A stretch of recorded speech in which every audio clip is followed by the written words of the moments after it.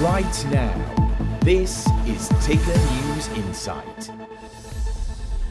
Hello and welcome back to Ticker News Insight, where we are looking to focus on the best of business with clever people joining us from right around the world. I'm your host, Mike Loder, and to our latest story. And it is the #1 app in the world. It has over 7 million users in Australia, yet TikTok is on the verge of being banned in the US. While the European governments are also looking to restrict the app's use due to security concerns from the Chinese-owned app. I've got digital specialist Ryanjenkins, the founder of the Hype Society, here to discuss the movements of the app. Good to see you, my friend. Thanks for your time.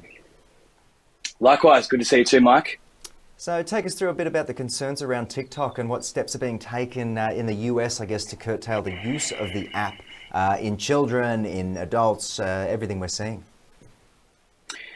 It's the US government trying their best to limit the US predominantly government workers having access to the Chinese or ByteDance owned TikTok application. So they're seeing it predominantly as a security risk, as a data risk, and as something that they're looking to continue to push limits on for their workers moving forward.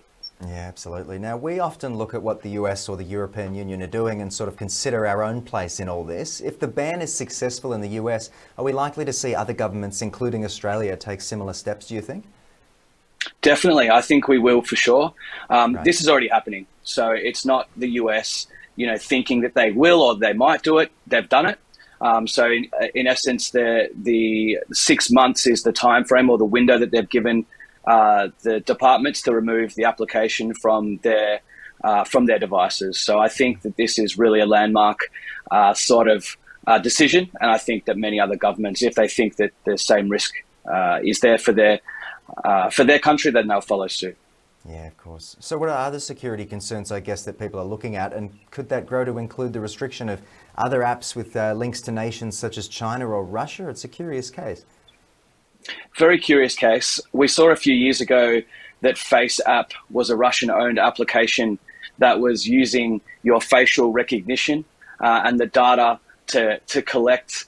Well, they were collecting data to potentially use to pass on to the Russian government. Although that wasn't something that was proven, there were certainly recommendations at that time to be very careful about using that particular application. And I think that this is something that's here to stay. With all of the international app companies and developers, potentially having risks associated with the data that's associated to applications, there's certainly lots to think about there. 100%. But if TikTok is banned in Australia, how's the government going to prevent people from continuing to access it? You know what people are like. The more you sort of take something away, the more they want to use it. What are you thinking?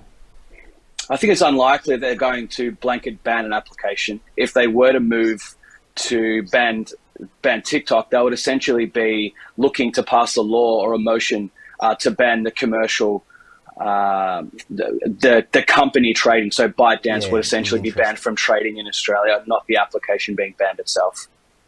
Okay, interesting. There's all these loopholes and red tape. It's interesting, but there's so much chatter about the influence of social media giants, of course, like Apple, Google, and Meta, of course. Is their influence healthy, I guess, which is a curious question? Do we need a greater regulation in this space, in your opinion? I think in an ideal world, regulation would be a good thing. However, the train has almost completely left the station. I think we need to focus now around education, around making sure that people understand the risks and the great things about applications and social media, more about less about regulation, and I think more about education and making sure that people understand how to use the applications to the best of their abilities, based on their own needs and circumstances that they have. Absolutely, and I'm sure this ties into a lot of what people are looking at when it comes to mental health as well. I've seen, instances of people scrolling on the TikTok, as we all know, and losing themselves in it. It's interesting stuff. Ryan, I want to thank you for joining us on the program. We'll keep an eye on this one, and of course, highlighting what's going on out there in this wild world. Thanks again, Mike. Great to be. And of course, thank you to all of you for tuning in. I hope you've learned something from my discussion with Ryan there. It's certainly interesting times for what's going on our phones. Be sure to head to tickernews.co for more, and I, of course, will see you all again very soon. Be well.